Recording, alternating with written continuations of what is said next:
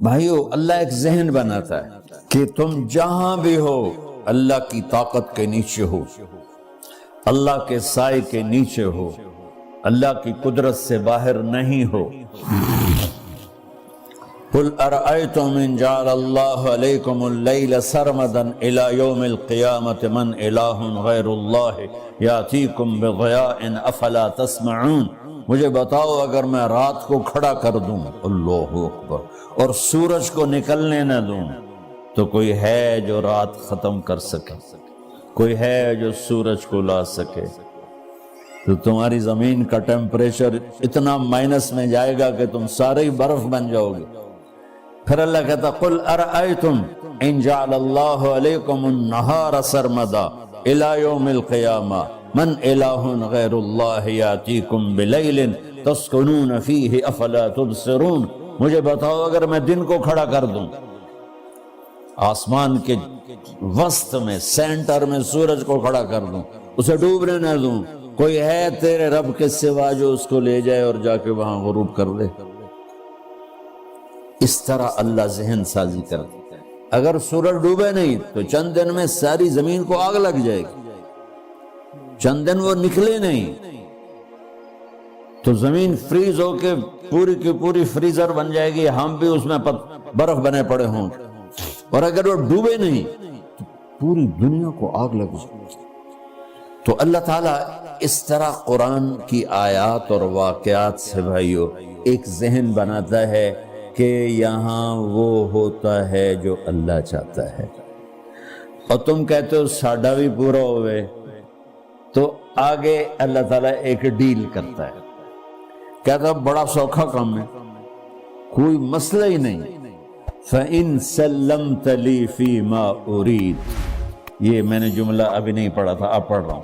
فَإِن سَلَّمْتَ لِي فِي مَا أُرِيدُ كَفَيْتُكَ فِي مَا تُرِيدُ۔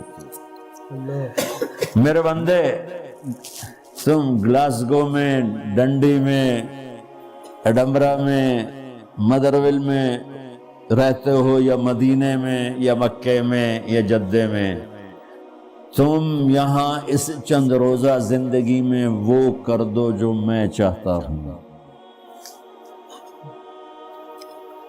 یہاں وہ کر دو جو میں چاہتا ہوں، اس کے پیچھے نہ بھاگو جو تم چاہتے ہو، تم یہاں وہ کرو جو میں چاہتا ہوں، تو کیا ہوگا؟ کفیتک فی ما ترید، میں تیری ہر چاہت پوری کر دوں گا، تیری ہر چاہت پوری۔ یہیں سے دیکھو، ہم اپنی مرضی پوری کیوں کرتے ہیں؟ سیٹسفیکشن کے لیے۔ اور آج جیسی دنیا ڈپریشن کا شکار ہے کبھی نہیں ہوئی۔ ساری دنیا میں جو دوا سب سے زیادہ بک رہی ہے وہ ڈپریشن کی ہے، پوری دنیا۔ شاید افریقہ دے جنگل چھڑ کے پوری دنیا میں سب سے زیادہ جو دوا بک رہی ہے وہ ہے ڈپریشن کی۔ جب ہر چاہا پورا ہو رہا ہو پھر ڈپریشن کیوں ہے؟ کہ سسٹم اوپر سے چل رہا ہے، نیچے نہیں ہے۔ کیا لطف انجمن کا جب دل ہی بجھ گیا ہو۔ اللہ دل کو کی خوشیاں نکال لے تو دنیا کی کوئی رونق اللہ کی قسم آپ کو خوشیاں نہیں دے سکتی۔ اور اللہ دل میں خوشیاں بھر دے تو موت کو بھی ہنستے ہوئے گلے لگاؤ۔ میرے نبی کے نواسے نے کربلا میں کس خوشی سے موت کو گلے لگایا، کس خوشی سے اولاد کو ذبح کروایا، کس خوشی سے سر کو نیزے پہ چڑھوایا۔ تو اللہ تعالی ہم سے ایک ڈیل کرتا ہے، فَإِن سَلَّمْتَ لِي فِي مَا أُرِيدُ، چند دن ہیں زندگی کی، اس میں وہ کر دو جو تیرا رب کہہ رہا ہے۔ اور اللہ کی قسم اللہ ہر وہ شے کہتا ہے جو میرے لیے مفید ہے، اور اللہ کی قسم اللہ ہر اس شے سے روکتا ہے جو میرے لیے نقصان دہ ہے۔ تو پھر اللہ کہتا ہے کفیتک فی ما ترید، جو چاہو گے کر دوں گا۔ یہیں سے شروع کر دوں. پھر آگے ایک دھمکی لگاتا ہے فَإِن لَّمْ تُسَلِّمْ لِي فِي مَا أُرِيدُ، اور اگر تو نے میری نہ مانی، تو نے کہا ساری ملاؤں کی باتیں ہیں، اور تو اپنی مرضی پہ چلا، تو پھر میری بات یاد رکھ، یہ چیلنج ہے تیرے رب کا، اتعبتک فی ما ترید ولا یکون الا ما ارید، میں تمہیں تیری زندگی میں تھکا دوں گا، جس کو آج ڈپریشن کہتے ہیں، میں تجھے تیری زندگی میں تھکا دوں گا، تیری خواہشات پوری کر کے بھی تجھے رلا دوں گا، اور پھر آخر میں ہوگا وہ جو تیرا رب چاہتا ہے. تو اس تھوڑی سی زندگی میں کیوں نہیں وہ کر لیتے ہو جو وہ کہہ رہا؟ وہ میرا رب ہے، میرا باس، میرا رب. باس کو صرف آرڈر دینے آتے ہیں، چونکہ وہ خالق نہیں، اس نے مجھے بنایا ہے، وہ مجھ سے پیار کرتا ہے. کل ہی غالباً وہاں بلیک برن کے بیان میں یہ حدیث میں نے بیان کی کہ ابن آدم انی لک محب، آدم کی اولاد میں تم سے پیار کرتا ہوں، فبحقی علیک کل محبا، ارے تمہیں میری قسم تم بھی تو مجھ سے پیار کرو. ہم کسی سے ناراض ہو جائیں، بیٹے سے، بیٹی سے، بیوی سے، بھائی سے، نوکر سے ناراض ہو، ہمارے لہجے میں سختی آتی کہ نہیں آتی؟ بولو. ہاں، ایک ہی بیٹا ہو لیکن وہ آپ کی مرضی منشا کے خلاف اوور چلا جائے تو آپ ہی کا لہجہ اس کے لیے شدید ہو جائے گا. ماں کا ایک ہی بیٹا ہو، اس کا لہجہ بھی اس کے لیے شدید ہو جائے گا. اور یہاں تو نوکر سسٹم ہے نہیں، ہمارے ہاں تو نوکر سسٹم ہے تو ان کی عزت ان کے ہاتھ میں پکڑا دیتے.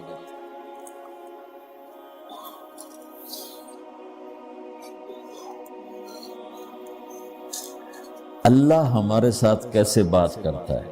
کس سے؟ نافرمانوں سے.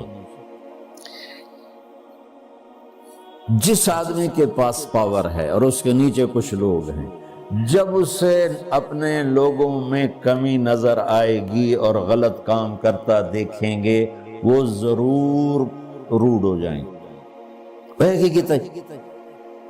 100 باری سمجھایا پھر انہیں کرن بہ جان دے، شرم کرو، کچھ مفتی روٹیاں کھان دے، مفتی تنخواہ لین دے. یہ پوری دنیا میں یہی ہو رہا ہے. تھوڑے سے میں نے پنجابی لہجہ اختیار کر دیا، یہاں تھوڑا سا انگریزی میں مہذب طریقے سے ڈانٹ ڈپٹ ہو جاتی ہوگی، لیکن یہ نیچر ہے. میں قربان جاؤں، یہ سارا قرآن بھرا پڑا ہے، صرف ایک آیت آپ کو بتاتا ہوں. کیا اس کے بعد حق بنتا ہے کہ ہم اس کی نافرمانی کریں؟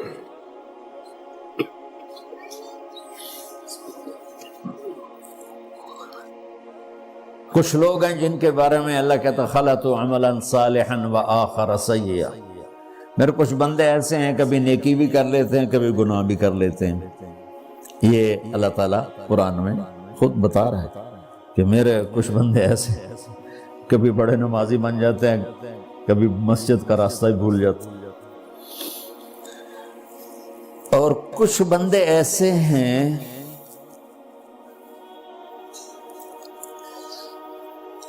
جنہوں نے جب سے آنکھ کھولی ہے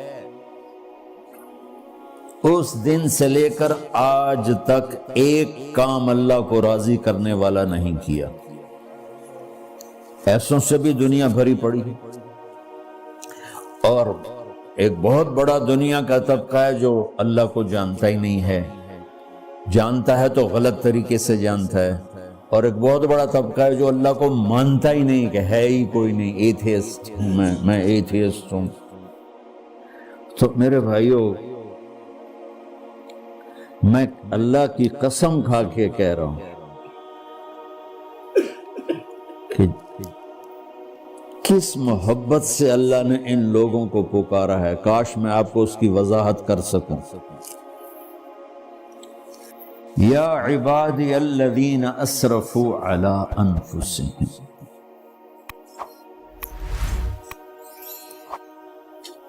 مجھے اپنے بیٹے پر بھی غصہ آتا ہے تو میں کہتا نکل جا، تو میری اولاد ہی نہیں ہے۔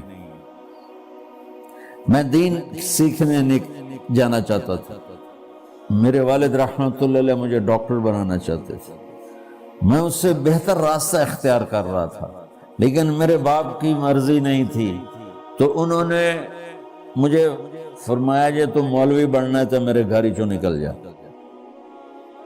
میرے کانوں میں وہ الفاظ آج بھی گونج رہے ہیں۔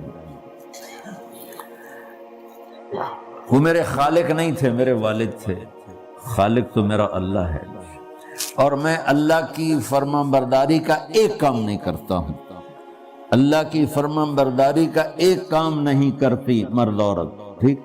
تو اللہ کو غصہ اس حساب سے آنا چاہیے کہ بدبخت ہو، بے غیرت ہو، شرم نہیں آتی تنوں ڈوب کے مر جاؤ۔ میں قربان جاؤں، اللہ کہتا ہے یا عبادی، او میرے بندو۔ یہ پتہ کن کو کہہ رہا ہے؟ جو تبلیغ کرتے ہیں، جو علم پڑھتے ہیں، جو یہ بچے کی طرح مصلی پہ نماز پڑھاتے ہیں، جو میری طرح ممبر پہ بیٹھ کے دین بیان کرتے ہیں، جو راتوں کو اٹھ کے تہجد پڑھتے ہیں۔ میرے بندو،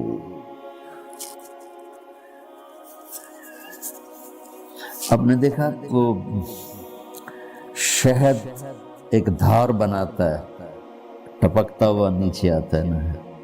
اللہ کی قسم اس آیت سے اللہ کی محبت کا شہد یوں نکلتا نظر آتا۔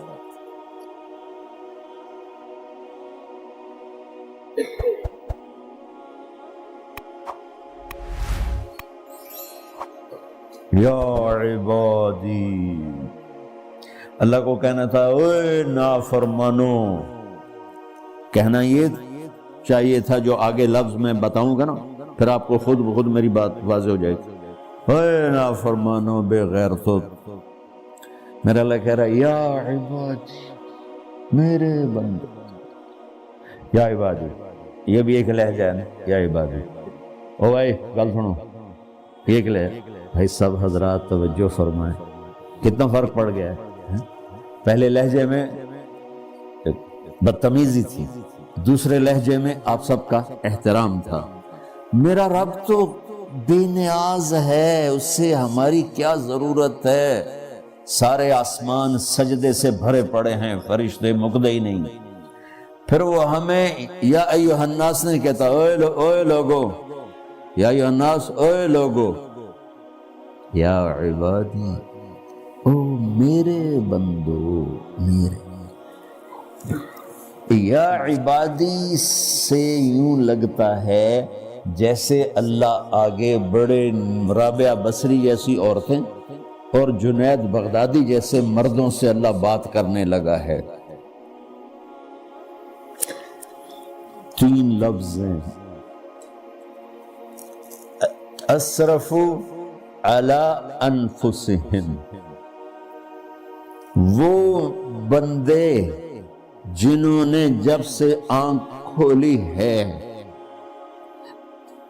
ایک دفعہ بھی مجھے خوش کرنے کا کام نہیں کیا۔ آ جاؤ تم بھی میرے ہی ہو۔ سبحان اللہ نے ایسے بائیں پھیلا دی اپنی رحمت کی۔ یا عباد، تقوی والے نہیں کہا،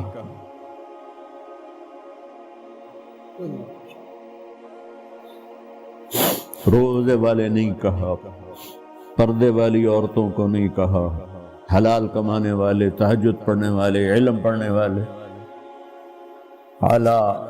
اعلیٰ کا مطلب یہاں بہت طاقتور ہے، عربی کے حرفوں کا بھی مطلب ہوتا ہے۔ اعلیٰ کا یہاں مطلب ہے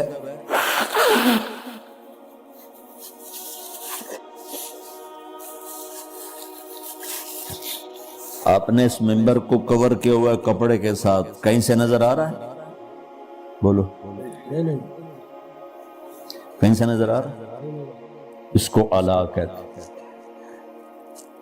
اللہ کیا کہہ رہا ہے کہ جنہوں نے اتنے گناہ کیے ہیں کہ ان کا جسم گناہوں میں ڈوب گیا ہے، وہ نظر ہی نہیں آتا، صرف اوپر گناہ ہی گناہ نظر آ رہا ہے،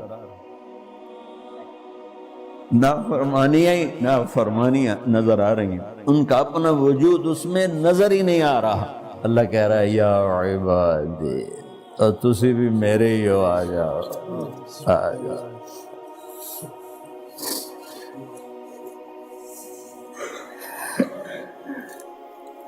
بتاؤ ایسے مہربان رب سے بغاوت کرنا ہے کوئی غیرت کی بات؟ چند روزہ زندگی کے پیچھے، چند ٹکوں کے پیچھے، چند پیسوں کے پیچھے، یا عبادی یا عبادی، اوہ